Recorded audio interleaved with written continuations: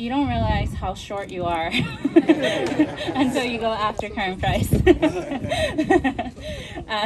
Good morning. Good morning. Thank you all for joining us today here at the ribbon cutting event for the Central Quincy and Quincy Jones Green Alley Networks. My name is Diana Molina, in case you didn't know that already, and I am the community organizer for the Trust for Public Land. I am very excited to be here with many of our partners and consultants, but especially delighted to be here and share this day with neighbors and small businesses that are along this corridor that will enjoy the improvements for many years to come. Many of you may know that these are not our first alleys. And in fact, our first alleys are, we've been working in the community since 2012. And our first completed project was the Avalon Green Alleys, just a mile southwest of here. The Trust for Public Land creates parks and protects public land where they're needed the most, so that everyone will have access to the benefits and joys of the outdoors for many generations to come. In South LA, we also connect neighbors to the outdoors by reimagining alleys. Why alleys, you may ask? Current price has already said it, but South LA in fact has 300 linear miles out of 900 linear miles of alleys in Los Angeles. And this is an area equivalent to Griffith Park. If you guys know Griffith Park, then you know that that's a lot of area. Yep. These historically neglected and underutilized alleys are public land. We saw an opportunity, and I think many of us here saw that same opportunity, and that's why we're here today. Today, the Central Quincy alleys are now safer pedestrian and bicycle pathways that connect existing community assets, such as schools, parks, and businesses, and are within a 10-minute walk of 33,000 residents.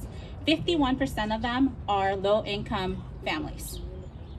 So you might be wondering what the benefits are, because I think not all of us have had the time to kind of walk the alleys around. So the benefits and improvements in these projects include stormwater best management practices, underground infiltration galleries to capture and treat stormwater and promote groundwater recharge, new plantings, including espalier, I'm gonna mess that up, fruit trees. Point is, they do not go into the public right-of-way.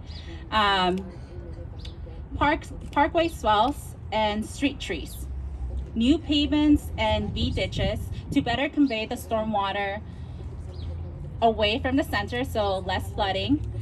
Decorative elements include sandblasting and thermoplastic, which can be seen, sandblasting can be seen to the north and thermoplastic to the east as well as south.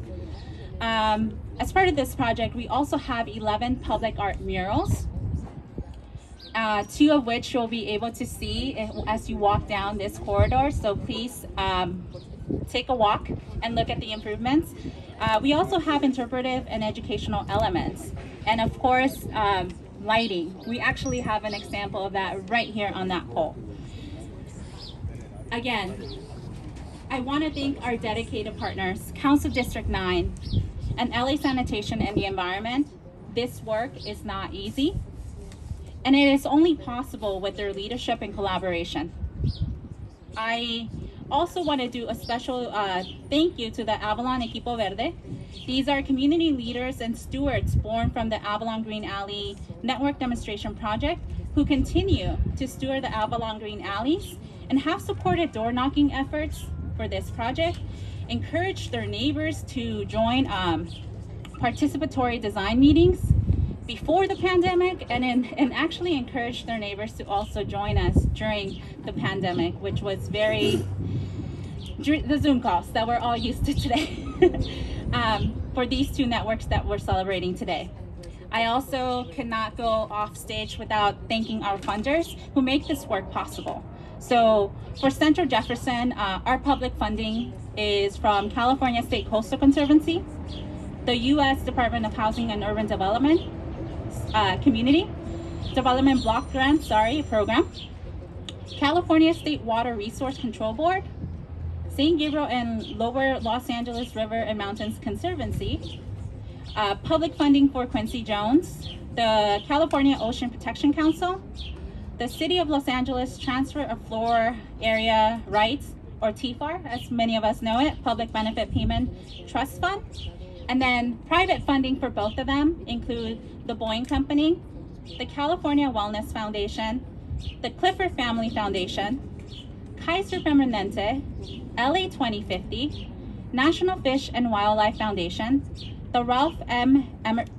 Parsons Foundation, the Rose Hill Foundation, the S. Mark Taper Foundation, TPL California Advisory Board, and Wells Fargo.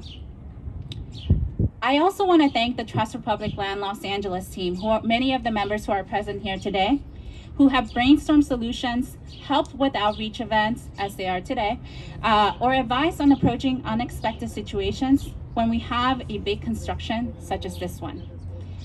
I especially want to actually recognize one of our team members, Pamela Soto. If I can have you come up here, please.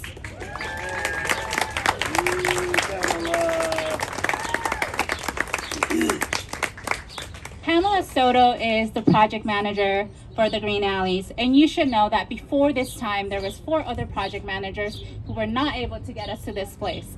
So the reason we are here at the finish line is because Pamela got us here.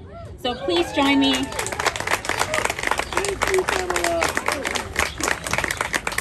For all her hard work. I know that we would not be here without you today. Thank you, Diana. So sweet. And lastly, because I think I went over my time, thank you all for being here.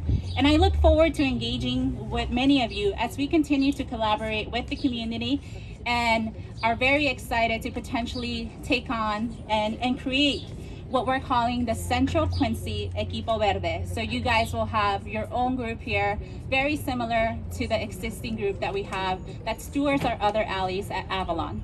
Thank you so much. Have a wonderful day.